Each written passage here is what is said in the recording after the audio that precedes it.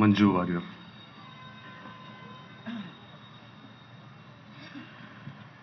ഒരുപാട് സങ്കടത്തോടെയും അതിലേറെ രോഷത്തോടെയുമാണ് നമ്മളെല്ലാവരും ഇന്നിവിടെ വന്ന് ചേർന്നിരിക്കുന്നത്.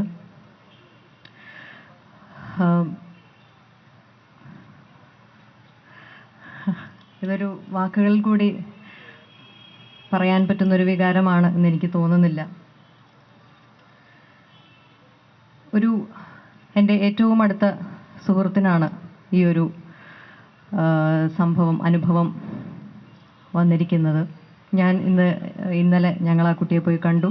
ആ കുട്ടി ഈ സാഹചര്യത്തെ നേരിട്ട ആ ഒരു സമചിത്തതയെയും ഒരു മനോധൈര്യത്തെയും കണ്ട് ഞാൻ പോലും അത്ഭുതപ്പെട്ടു. അതിൽ എനിക്ക് അവളെക്കുറിച്ചോർത്ത് എനിക്ക് ഏറ്റവും അഭിമാനമുണ്ട്. ഈ ഒരു സാഹചര്യം ഇന്നൊരു അറിയപ്പെടുന്ന വ്യക്തിക്ക് മാത്രമല്ല, ഏതൊരു പെൺകുട്ടിക്കും ഈ ഒരു സാഹചര്യം ഉണ്ടാവരുത് എന്നതാണ് ഒരു സ്ത്രീ എന്ന നിലയിൽ എൻ്റെ പ്രാർത്ഥന. ഇപ്പോൾ ഇവിടെ ഇരിക്കുന്ന പലരെയും, ഞാനടക്കമുള്ള പലരെയും പല അർദ്ധരാത്രികളിലും പല അസമയങ്ങളിലും ഞങ്ങളുടെ വീടുകളിൽ സുരക്ഷിതരായി കൊണ്ടാക്കിയിട്ടുള്ള ഡ്രൈവർമാരുണ്ട്. അപ്പോൾ അതുകൊണ്ട് എല്ലാ സഹപ്രവർത്തകരെയും അങ്ങനെ കുറ്റം പറഞ്ഞിട്ട് കാര്യമില്ല. പക്ഷേ ഇതിന് പിന്നിൽ നടന്നിരിക്കുന്നത് ഒരു ക്രിമിനൽ ഗൂഢാലോചനയാണ്. ഈ ഒരു ഗൂഢാലോചനയ്ക്ക് പിന്നിൽ പ്രവർത്തിച്ചവരെ നിയമത്തിന് മുന്നിൽ കൊണ്ടുവരാൻ ഉള്ള പ്രവർത്തനങ്ങൾക്കെല്ലാം അങ്ങേയറ്റം പൂർണ്ണമായ പിന്തുണ നൽകുക എന്നതാണ് നമുക്കിവിടെ ചെയ്യാൻ സാധിക്കുക.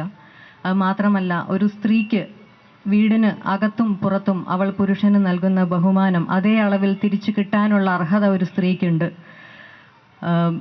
ആ ഒരു സന്ദേശമാണ് ഞാനിവിടെ എല്ലാവരെയും അറിയിക്കാൻ ആഗ്രഹിക്കുന്നത്. അതിന് നമ്മുടെ സമൂഹത്തിന് എല്ലാ നന്മകളും ഉണ്ടാവട്ടെ എന്ന് മാത്രം എല്ലാവരോടും ഞാൻ അഭ്യർത്ഥിച്ചുകൊണ്ട് നിർത്തുന്നു. നന്ദി. മമുക.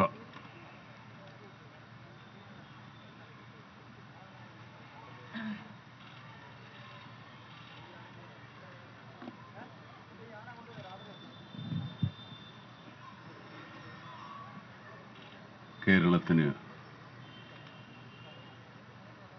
പ്രിയങ്കരിയായ അഭിമാനമായ ഒരു സഹോദരിയുടെ സഹോദരന്മാരും സഹോദരിമാരുമാണ് ഞങ്ങൾ.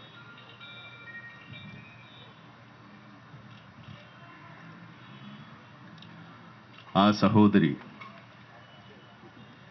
ഇന്നൊരു പ്രതിരോധത്തിൻ്റെ പ്രതീകമാണ്. അവളുടെ പ്രതിരോധത്തിൻ്റെ പ്രതീകം തീർത്ത നാളം ഞങ്ങൾ ഓരോരുത്തരും ഏറ്റുവാങ്ങുകയാണ്. ഈ നാളം അഗ്നിഗോളമായി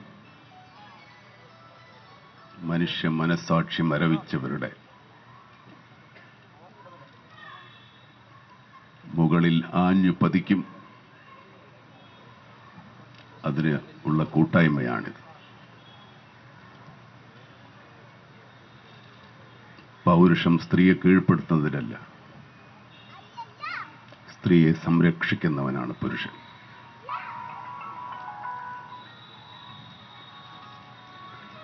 ഇന്ന് മറ്റൊരു യോഗത്തിൽ ഒരു ന്യായാധിപന്റെ പ്രസംഗം കേട്ടാണ് ഞാൻ വരുന്നത്.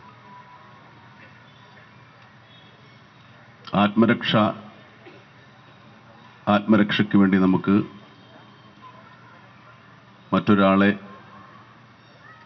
മറ്റൊരാളിൽ നിന്ന് നമ്മുടെ ജീവൻ രക്ഷിക്കാനുള്ള ശ്രമത്തിനിടയ്ക്ക് എന്താപത്തോ അപകടങ്ങളോ ഉണ്ടായാലും ആത്മരക്ഷാവാദം ഉന്നയിച്ച് നമുക്ക് നമ്മുടെ ഭാഗത്ത് ന്യായമുണ്ടാക്കാൻ സാധിക്കുമെന്ന് അദ്ദേഹം പറഞ്ഞു. നമ്മുടെ സ്വത്തിനും ജീവനും അപകടമുണ്ടാകുന്ന അവസ്ഥകളിൽ നമുക്ക് പ്രതിരോധിക്കാം. നമ്മുടെ സ്വത്ത് നമ്മുടെ സ്ഥാവര ജംഗമ വസ്തുക്കൾ മാത്രമല്ല, നമ്മുടെ അഭിമാനവും മാനവും നമ്മുടെ സ്വത്താണ്.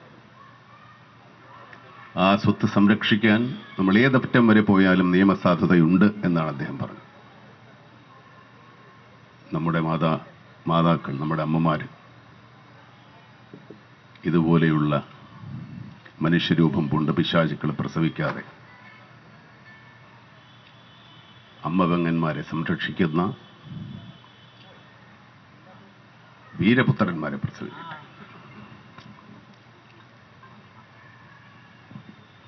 ഞങ്ങളുടെ സഹോദരിക്ക് പറ്റിയ ഈ